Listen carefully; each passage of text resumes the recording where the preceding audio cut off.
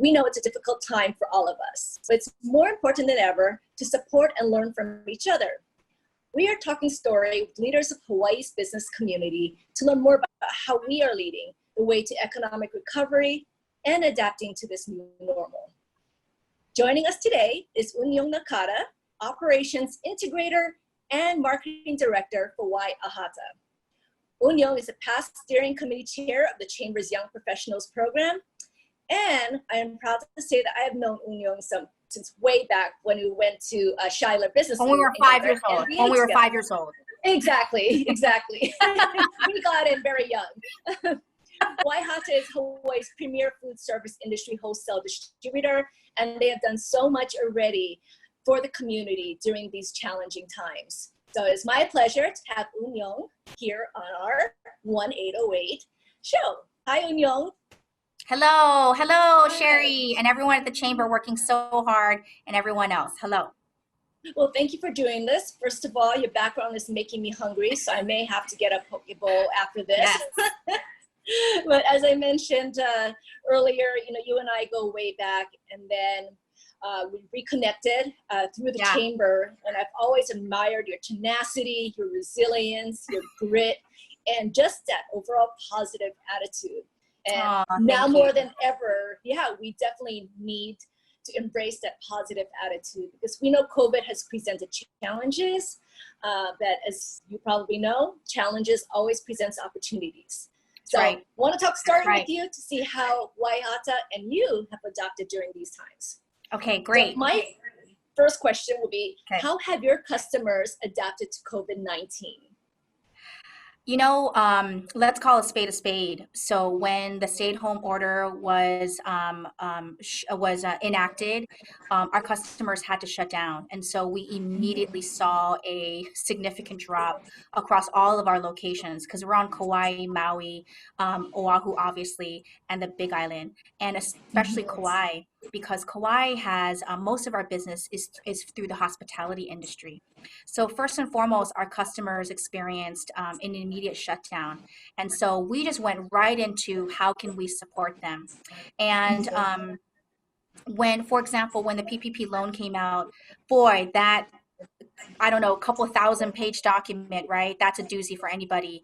And so we went right into, well, how do we make that into a user-friendly document that is clearly outlined? Because we're all about solutions. And so we've just been focused in these past couple of months in helping our customers wherever they are in the process. And April was one thing, May was one thing, and June is another thing, and now July is another thing. So we've just been really following our customers. But they've suffered. They had to shut down, lay off their employees. I hope everyone knows that restaurants run on razor thin margins, right? It's not a super profitable game. It's really from passion, right? Passion for food and passion for people. And so it was really, really tough for them. Our customers are also the military and the DOE, and so obviously, and theaters and lots of hotels, so they've stayed with us as well. And so fortunately, the military, they got to feed themselves, right? And so we've stayed with them. And the DOE, when they started having the free lunch pickups, we were supporting them. So we've been able to love and support those kinds of customers throughout, but our tried and true restaurateurs have really suffered. And what's really interesting is our chain customers have actually been doing quite well. I think people understandably, psychologically, are going towards, the economic factor, right? And so a Panda Express or a Pyology or a CPK is very trusted, and you get a big bang for your buck. Yeah, and that's good to hear that some are doing better.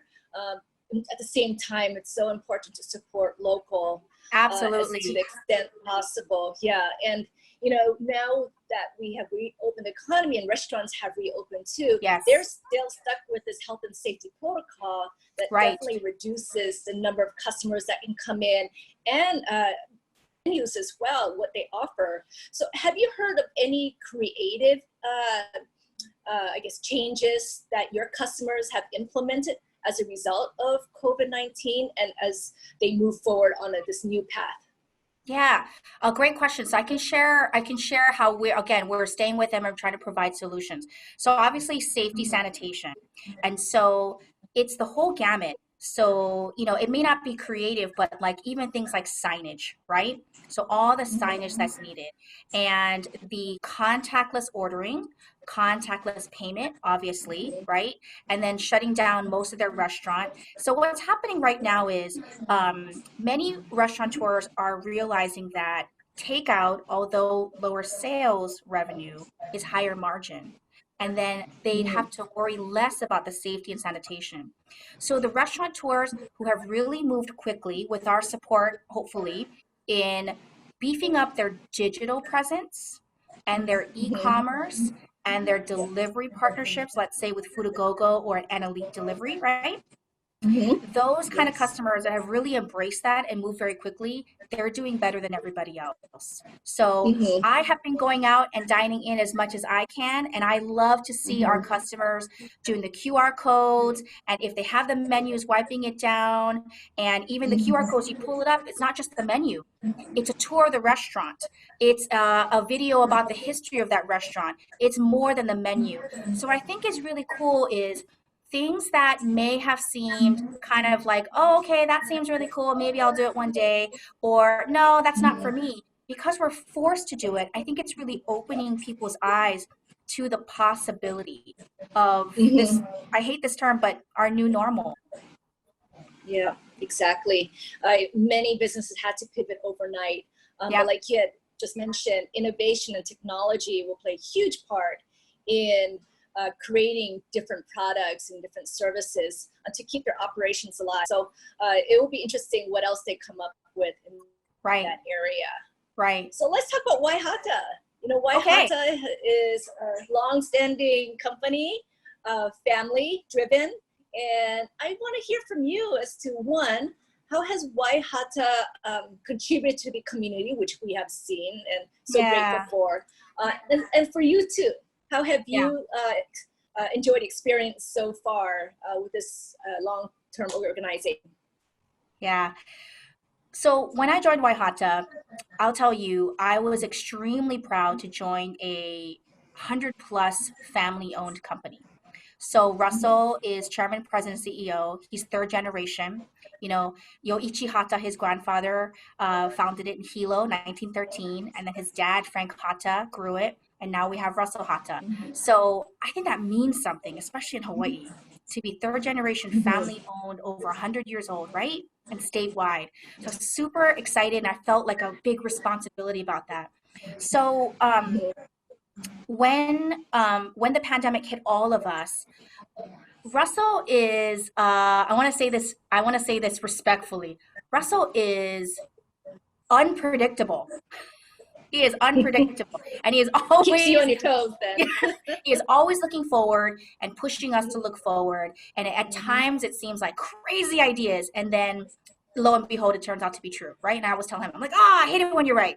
So in this environment, what I'm grateful for is that we do have the flexibility and the freedom and actually the encouragement to be innovative and try new things. So we have done so, and I've been really, really jazzed about it. So initially, we launched a ChefZone curbside, so that's safe, affordable pickup in the backside of ChefZone on Kolpaka Street, and people would drive up and order their bundles, let's say Aloha bundle, butcher box bundle, or a case of kalbi, or a veggie bundle, what have you, a baking bundle. And so we launched that.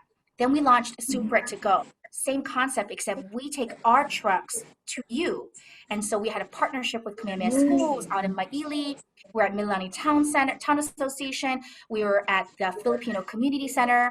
And so again, safe, affordable, taking the food out to you, right? And then Yes. we launched our e-commerce site in a week and a half. I won't Wow. ever forget that we did that, right? So I said, okay, sure, Russell, I know how to do that. We will figure it out. And we did. And so then our e-commerce site basically created the structure to support the CZ curbside and the Super to Go. And then as things pivoted, we kept pivoting too. So we no longer needed to go into the neighborhoods once people started feeling more comfortable to come out, and especially when the stay-at-home order was lifted. So we still have the ChefZone curbside, but you order online, right? And you only stand in line to get contactless food put into your trunk. You don't have to get out of your trunk. There's no payment. It moves a lot quicker. And then most recently, we are partnering with our chef customers, and we launched a weekly chef curated food box program called the Chef's Box. And it's not the, but it's da. So the Chef's Box, same thing. It's on our e-commerce site at chefzone.com. And we're partnered with Momin El Haji from Persina, Hawaii. It is so much food for $150. So family of 4, up to 5 meals, pre-cooked and raw. I mean, for people like me and you and everybody else, you know, with and without children, with and without furry children, it's like the perfect thing because time is the most valuable commodity. So that just launched. Super proud. It's a weekly thing. And then we are just about to add delivery. So we're going to partner with Elite, and we're going to add delivery to all of our e-commerce options. Again, so we just want to keep moving the needle forward for us, for the consumers, and the lessons we've learned from pivoting and innovating and creating our e-commerce. We are trying to then share that knowledge with our customers because, again, they need to beef up their digital presence, their e-commerce presence for this future, right? It's never going to be the same again. Yeah. Well, I couldn't agree more with Russell about having to think forward, being future focused, and thinking 5 steps ahead. That's the only way you can succeed, to get ahead of the game. So I agree with him, and it's great that you responded, and probably faster than him that he even thought of. He was like, so you're going to have my e-commerce site up in a week, right? And I'm like, okay. And you know what I just remembered? I think he owes me a sushi platter because I think I put in there, okay, if I get this done in a week or a week and a half, I want some food out of this. I want a big sushi platter. I think I need to go collect that. I should go tell him right after. More than just a sushi platter, I think. It's similar to we have a similar story. Katie, our director of communications, she had to create a COVID-19 website pretty much overnight when it takes usually weeks to do it. So I'm sure she can relate as well. Yeah, but you know what? Okay. Aren't you proud of yourself and your team? I mean, I always say adversity, and I'm not quoting myself. I've heard this. I feel like adversity brings out your true character, and we're not looking for pats on the back, but just go home quietly, talk to yourself, and you say, I did that. I did a good thing. Absolutely. And we have to remind ourselves to do that, right? Because we're getting so caught up with work and so caught up with ensuring that we do this and that, and just got to take a moment to breathe and reflect. So I'm going to go collect my sushi platter from Russell, and I think I should go buy myself a pair of shoes. What do you think? There you go. Put it on his tab. Okay. Okay, so final question for you. Yes. What lesson have you learned from this COVID-19 experience? Oh, yeah, that's a good one. And I do believe that a lot of people are experiencing something similar. So I would say 3 things. One is something we just talked about, which is innovate or die. Innovate or die. Move quickly, right? Russell, he said to me, Anyang, no one will execute it like you, but you've got to move faster. So you have to become comfortable with not having it be an A+, right? So innovate or die. Number 2 is, I believe a lot of people are realizing this, is that inefficiencies that maybe were swept under the rug during times of normal, steady state, or booming sales, they could kill you in times like this. So we are taking these lessons forward. So next week, we're having our strategic planning session, and we're going to tackle this. What are our inefficiencies? What are our pain points? Because something will happen again. So how do we make ourselves stronger, more agile, more inelastic, right? And all parts of what that means for a company and an enterprise. And the third is, you embody this, is it's all about the relationships. So, when we got calls about food drives, we said yes. And then someone would hear about a food drive we're doing, and then somebody else would call us. And then somebody from Papakolea would call us. And then, another charity would call us, or a business person doing something good in the community would call us. And I just love that. I love the exponential growth of saying yes. So anytime someone called or emailed, they make the ask, and I say, look, bottom line, it's a yes. Let's talk about what that yes looks like, so that we can both be whole, right? We don't lose our shirts, and both serve the impact that we're trying to make. So, and it's really, it's been a great feeling to just say yes.